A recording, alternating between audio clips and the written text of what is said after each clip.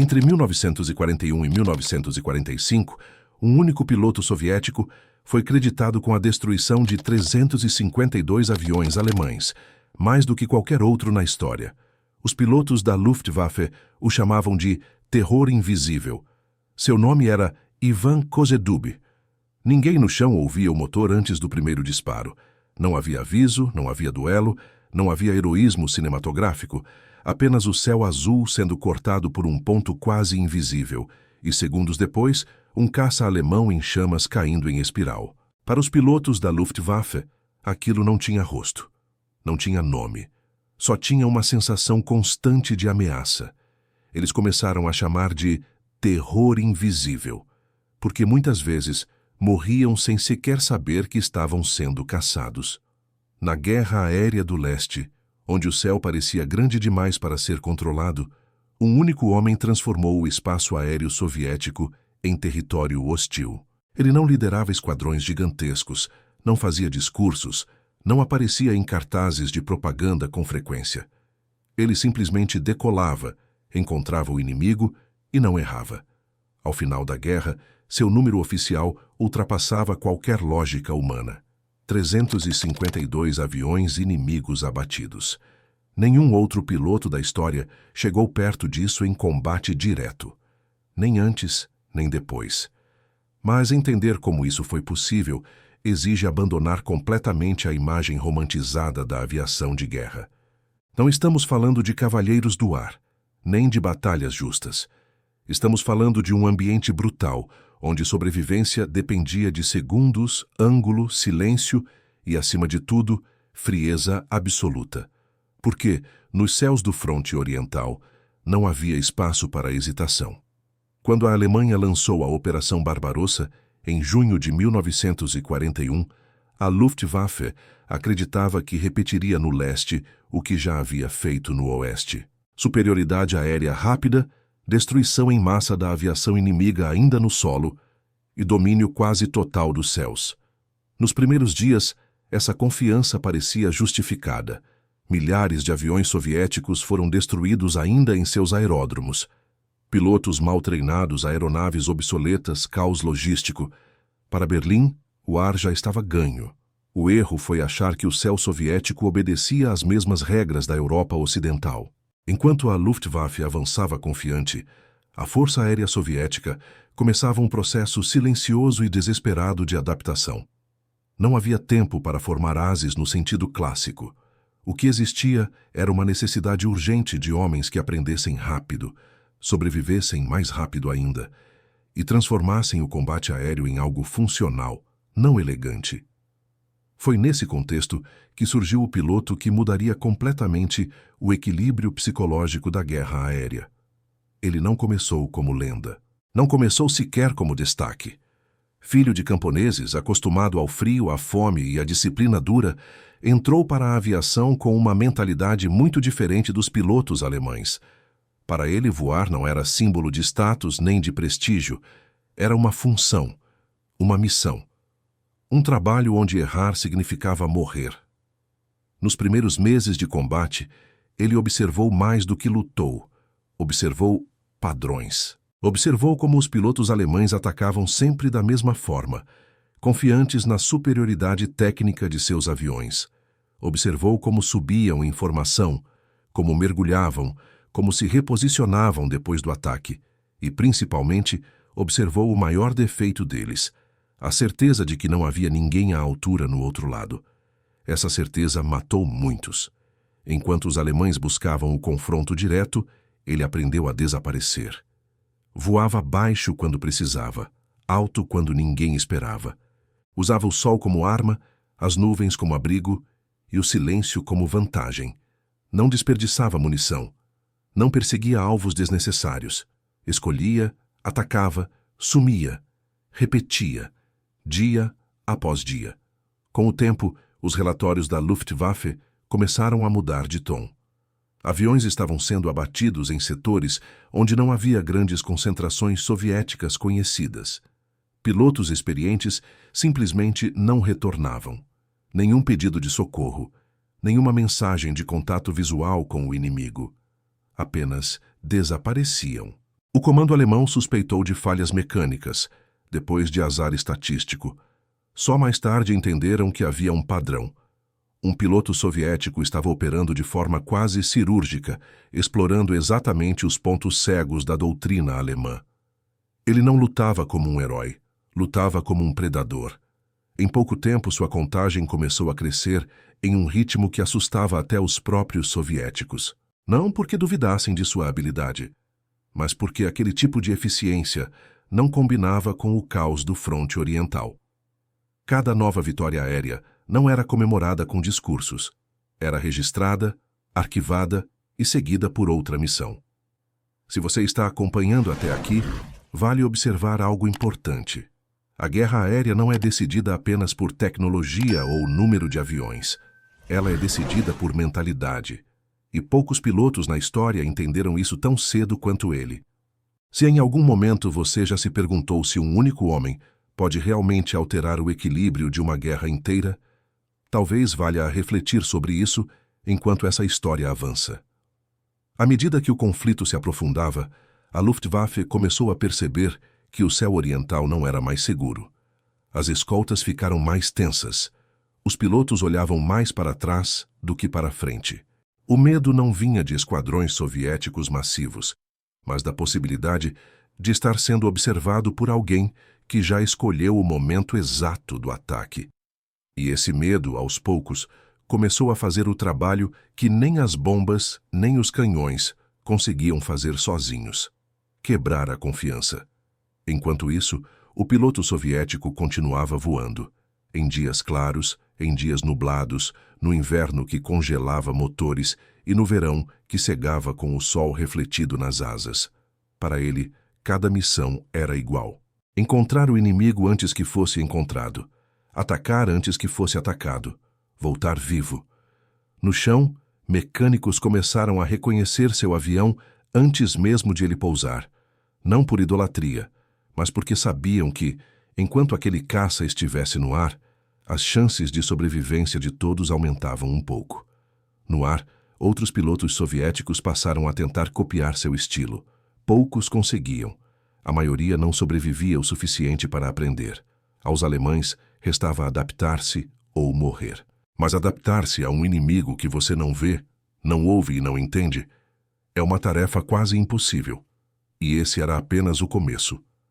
À medida que os meses passavam, algo invisível começava a pesar sobre os pilotos alemães. Não era apenas o risco natural do combate aéreo. Era a sensação de que alguém sempre chegava primeiro. Relatórios internos da Luftwaffe começaram a registrar um fenômeno estranho. Formações inteiras retornavam com perdas, mesmo sem terem identificado claramente o inimigo. Os sobreviventes descreviam ataques rápidos, precisos, quase silenciosos. Um mergulho curto, alguns disparos, e o agressor desaparecia no céu como se nunca tivesse estado ali. O comando alemão tentou responder com números: mais escoltas, mais patrulhas, mais voos de reconhecimento. Mas quantidade não neutraliza alguém que entende o tempo melhor do que você. O piloto soviético não buscava superioridade aérea no sentido clássico. Ele buscava controle psicológico. Sabia que cada avião abatido não era apenas metal destruído, mas horas de treino perdidas, moral corroída e desconfiança espalhada entre esquadrões inteiros. Enquanto isso, a Força Aérea Soviética passava por uma transformação silenciosa. Novos modelos de caças começaram a chegar à linha de frente.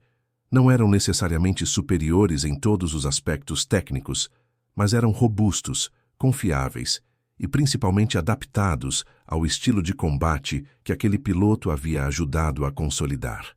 Combates curtos, agressivos, sem prolongar duelos. Golpear e sair, sempre.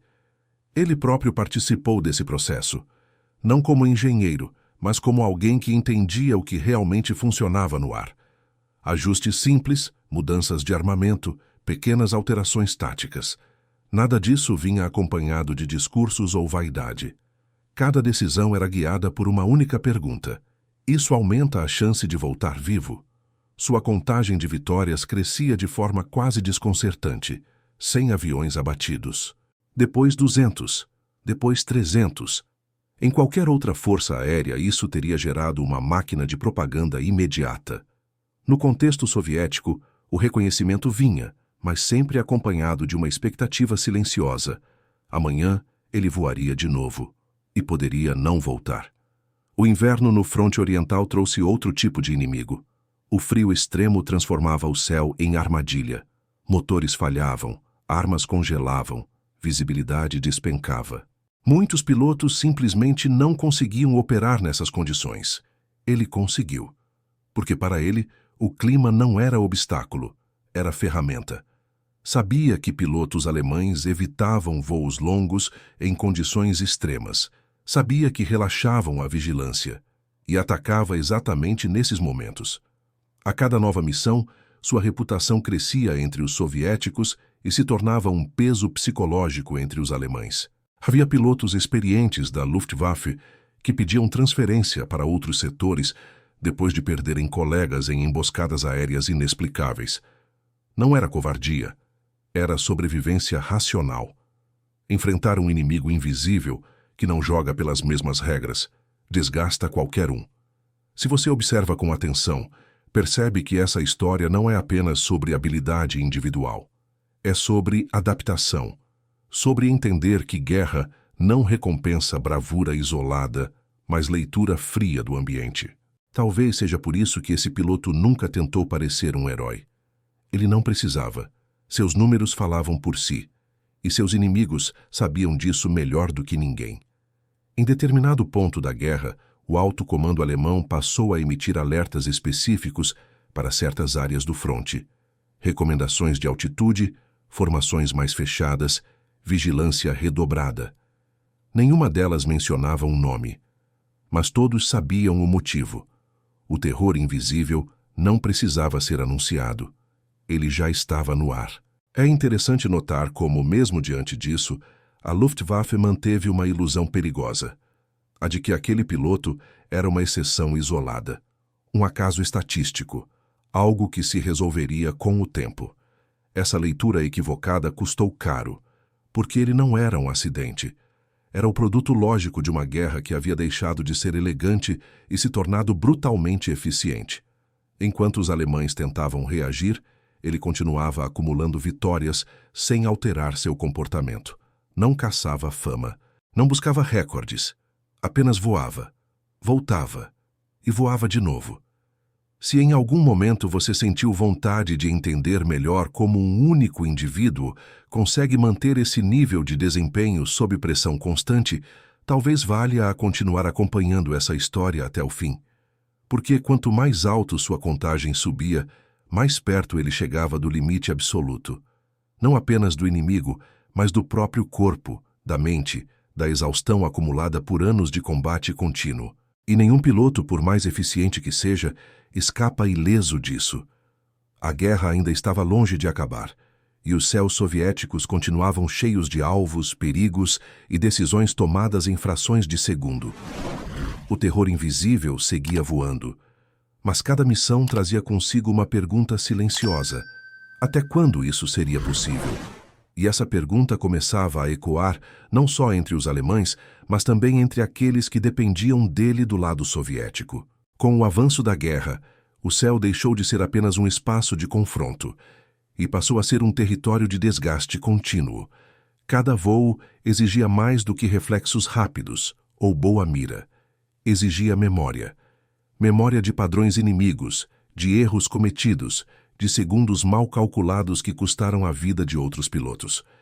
Ele carregava tudo isso consigo a cada decolagem. A Luftwaffe, pressionada em múltiplas frentes, começou a mudar seu comportamento. Pilotos mais jovens, com menos horas de voo, passaram a ocupar posições que antes eram reservadas a veteranos. A matemática da guerra aérea era implacável. Formar um piloto experiente levava anos, perdê-lo levava segundos. E alguém lá em cima estava acelerando essa equação contra os alemães. Os combates tornaram-se mais caóticos. Formações improvisadas, ataques mal coordenados, decisões tomadas tarde demais. Para um observador externo, poderia parecer que o poder aéreo alemão ainda era formidável. Para quem estava dentro da cabine, a sensação era outra. O medo não vinha apenas dos soviéticos em geral, mas da possibilidade constante de um ataque preciso, vindo de um ângulo inesperado. O piloto soviético entendia isso melhor do que ninguém. Ele raramente atacava o avião mais próximo ou o mais visível. Escolhia o líder da formação, o ponto de referência. Um disparo certeiro ali desorganizava todo o grupo. Em segundos, o que era uma unidade coerente se tornava um conjunto de alvos isolados, tentando sobreviver por instinto. Esse método não era fruto de improviso. Era o resultado de anos observando o comportamento humano sob estresse. Ele sabia que, no ar, pilotos seguem padrões quase automáticos. Sabia quando alguém hesitaria, quando tentaria subir demais, quando entraria em curva fechada por reflexo. A guerra aérea, para ele, era menos sobre máquinas e mais sobre antecipar decisões humanas. Enquanto isso, sua própria condição física começava a cobrar um preço. Voos sucessivos, pouco descanso, alimentação irregular. A fadiga não aparece de forma dramática. Ela se infiltra, diminui a margem de erro, torna decisões simples mais lentas. Ainda assim, ele continuava voando. Não por heroísmo, mas porque o sistema ao seu redor dependia disso. Sua presença no ar alterava o comportamento do inimigo de maneiras que nenhum comunicado oficial conseguiria. A contagem de vitórias ultrapassou marcas que, até então, pareciam inalcançáveis. 300, 320, 340. Cada novo número era registrado quase mecanicamente. Não havia comemoração, não havia discursos, apenas um registro frio de algo que precisava ser feito. Curiosamente, quanto maior o número, menos ele falava sobre isso. Como se soubesse que estatísticas não protegem ninguém em um próximo voo. Em determinado momento, o alto comando soviético começou a considerar limitar suas missões. Não por falta de confiança, mas por cálculo estratégico. Perder aquele piloto não seria apenas uma baixa individual. Seria um golpe simbólico. Ele representava algo maior do que si mesmo. Representava a ideia de que a Luftwaffe podia ser derrotada no próprio terreno, onde sempre se sentira superior. Essa tensão criou um paradoxo. Quanto mais valioso ele se tornava, mais perigoso era colocá-lo no ar. Mas tirá-lo de combate significava abrir espaço para que o inimigo respirasse. A decisão nunca foi simples, e no fim, a guerra raramente respeita decisões cautelosas. Do lado alemão, tentativas de caçá-lo especificamente começaram a surgir, missões destinadas a atrair pilotos soviéticos experientes para emboscadas, iscas aéreas, falsos recuos. Mas alguém que sobreviveu a centenas de combates não cai facilmente em armadilhas óbvias. Ele reconhecia padrões de risco como outros reconhecem paisagens familiares. Talvez aqui valha uma pausa rápida para reflexão. Enquanto você acompanha essa sequência de vitórias e decisões, pense no seguinte: até que ponto a guerra moderna ainda permite a existência de indivíduos que mudam o curso dos eventos sozinhos? Se essa pergunta fizer sentido para você, deixe nos comentários o que acha. Não é uma resposta simples, e diferentes perspectivas ajudam a entender melhor esse tipo de história. À medida que o conflito avançava para suas fases finais, os céus começaram a mudar novamente. A superioridade aérea soviética tornava-se mais consistente. Novos pilotos, treinados em doutrinas que ele ajudou a consolidar, começavam a assumir o protagonismo. Isso não o tornava obsoleto, mas alterava seu papel. De predador solitário, passava a ser referência silenciosa. Mesmo assim, ele continuava sendo temido. Não apenas pelo que fazia, mas pelo que representava. Um lembrete constante de que eficiência, quando aplicada de forma fria e repetitiva, pode ser mais devastadora do que qualquer demonstração espetacular de força. Mas nenhum ciclo dura para sempre. O desgaste físico, a pressão acumulada e a própria evolução da guerra começavam a apontar para um limite inevitável. A pergunta que antes era sussurrada, agora se tornava mais clara. Como essa história terminaria? O limite não chega como um aviso claro. Ele se manifesta em pequenos sinais ignorados. Um segundo a mais para reagir. Um movimento levemente atrasado no manche. Um cálculo que antes era instintivo e agora exige esforço consciente. No céu, essas diferenças não perdoam. Mesmo assim, ele continuava voando. Não porque acreditasse ser invencível, mas porque entendia algo que poucos admitiam em voz alta. A guerra não espera que você esteja pronto. Ela apenas continua. E enquanto houvesse aviões inimigos no ar, sua presença ainda fazia diferença. Nesse estágio do conflito, o número de vitórias já havia ultrapassado qualquer parâmetro anterior. Não apenas dentro da União Soviética, mas na história da aviação militar. Ainda assim, o ambiente ao seu redor permanecia surpreendentemente silencioso. Não havia cultos à personalidade dentro da cabine. Lá dentro, ele era apenas mais um piloto tentando voltar vivo. O inimigo, por outro lado, já não o via assim. Relatórios da Luftwaffe falavam de um fantasma soviético que surgia sem aviso e desaparecia antes que qualquer resposta coordenada fosse possível. Pilotos alemães passaram a evitar confrontos diretos sempre que suspeitavam de sua presença. Algumas formações simplesmente recuavam. Outras se dispersavam antes mesmo do primeiro disparo. Esse efeito psicológico talvez tenha sido seu maior impacto.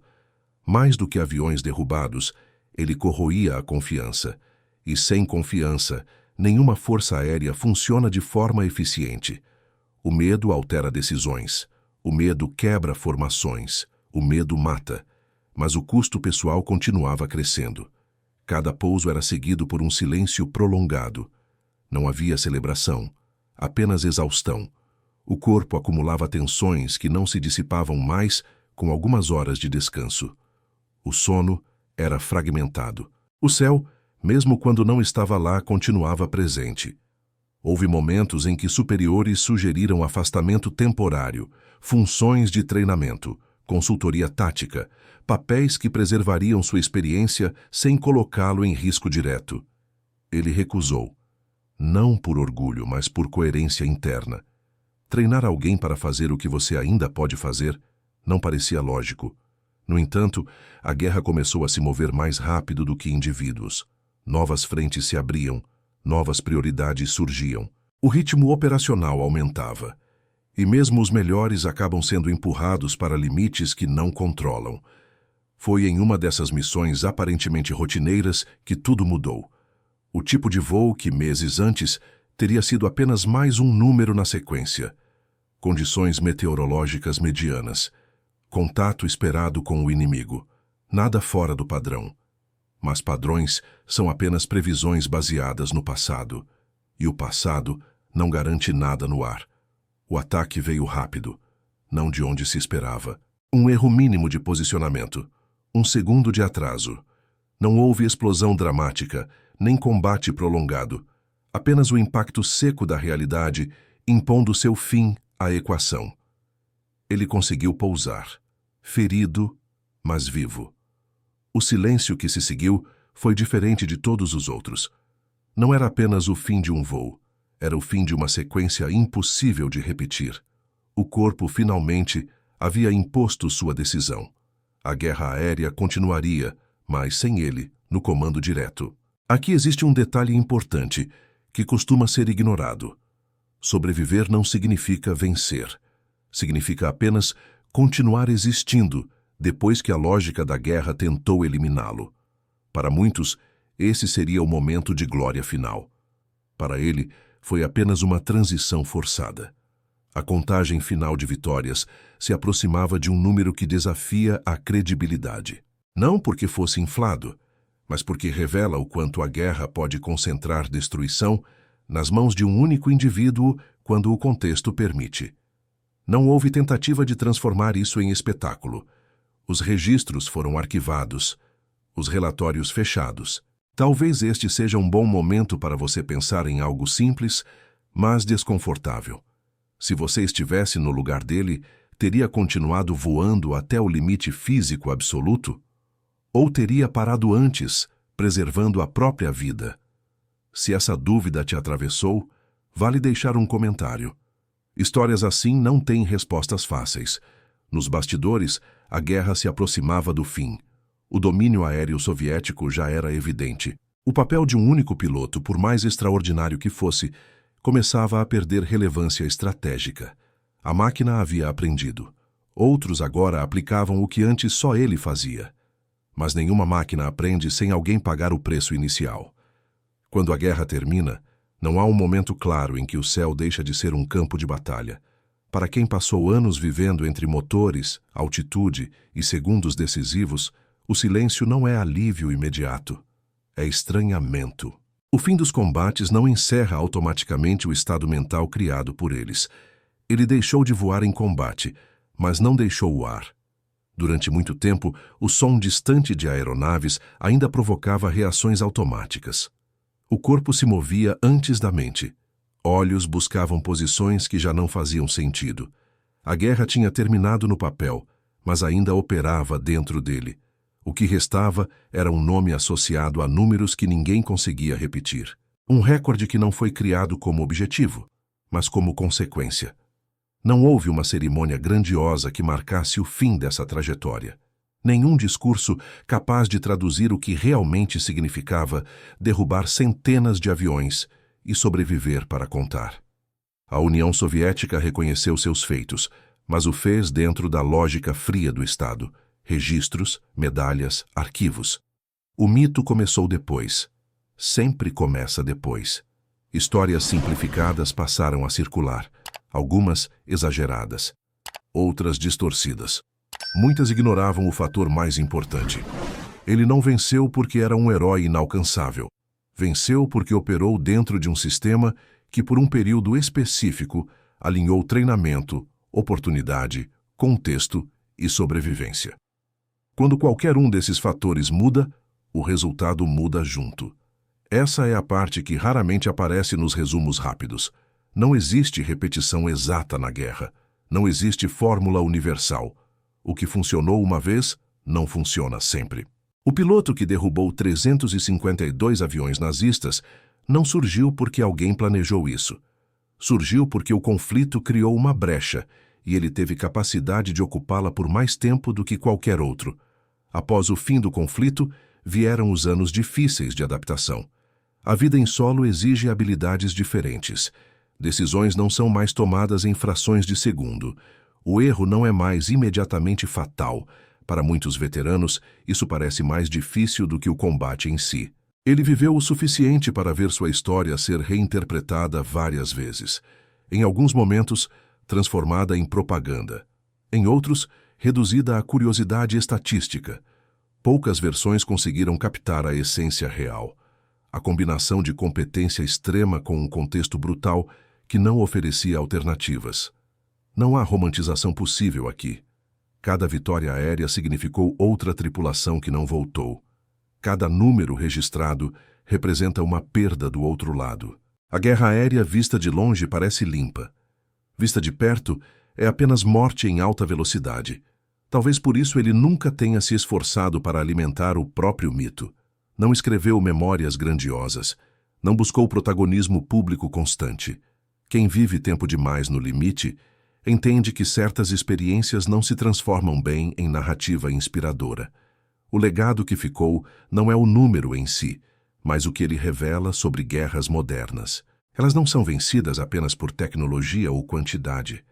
São vencidas quando indivíduos específicos, em momentos específicos, conseguem explorar falhas temporárias do inimigo. Quando essas falhas são corrigidas, o jogo muda, e ninguém permanece no topo para sempre. O terror invisível dos céus soviéticos não foi um homem sobrenatural.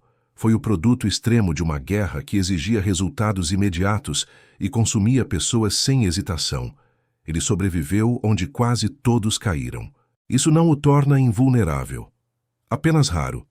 Hoje, sua história serve menos como inspiração e mais como advertência sobre o custo humano de conflitos prolongados, sobre como números impressionantes costumam esconder realidades incômodas e sobre como a guerra, quando termina, deixa perguntas que nenhuma vitória consegue responder. O céu voltou a ser apenas céu. Mas para quem esteve lá em cima durante aqueles anos, ele nunca deixou de carregar ecos. Mesmo quando tudo silenciou,